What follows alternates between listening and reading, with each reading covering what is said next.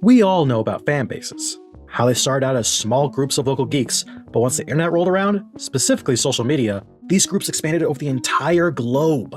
We also know fans can get pretty vocal online, both positively and negatively.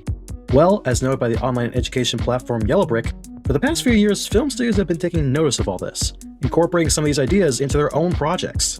If enough people online shout that they, for example, would watch the next Superman movie if he had long hair, and that opinion gets through the studio walls, film producers might feel compelled to give Superman long hair. Social media has given fans a method of voicing their opinions in mass, allowing their voices to be heard, and those voices can get loud enough to influence changes made to films. To quote Yellowbrick, this level of interaction between creators and fans has blurred the lines between traditional roles of producer and consumer, giving fans a voice and a sense of ownership over the franchises they love. No movie better demonstrates this than the first Sonic movie. The Sonic movie is a perfect example of this, with fans on Twitter pressuring Paramount into completely redesigning the character. But this wasn't the only instance of fans influencing cinema decisions. Far from it. In fact, one of the earliest fan campaigns, and one I had no idea about until researching this video, was one that actually predates social media, the Star Trek Continuation campaign. According to Jessica Keller, when the Star Trek fandom learned that not only was the series not doing well, but also was at risk of being canned, they immediately sent thousands of letters to the studio to show their support and desires for the show to continue.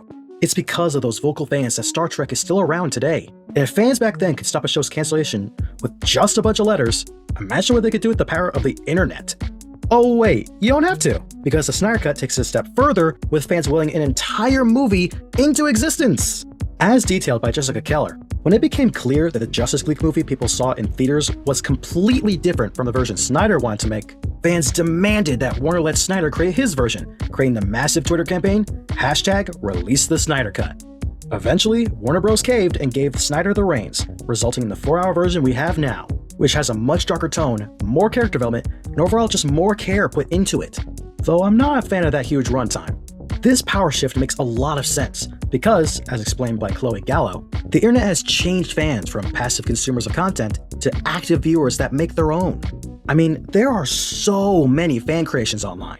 From the cringy fan fictions to the amazing high-quality fan films, social media has allowed fans to share their own fan-made content. This has changed how fans view content, going from just watching it to analyzing it and even being inspired by it. And with such an overwhelming amount of fan content, it's become nearly impossible for movie producers to not take notice, many of these ideas influencing the directions these producers take on their next films.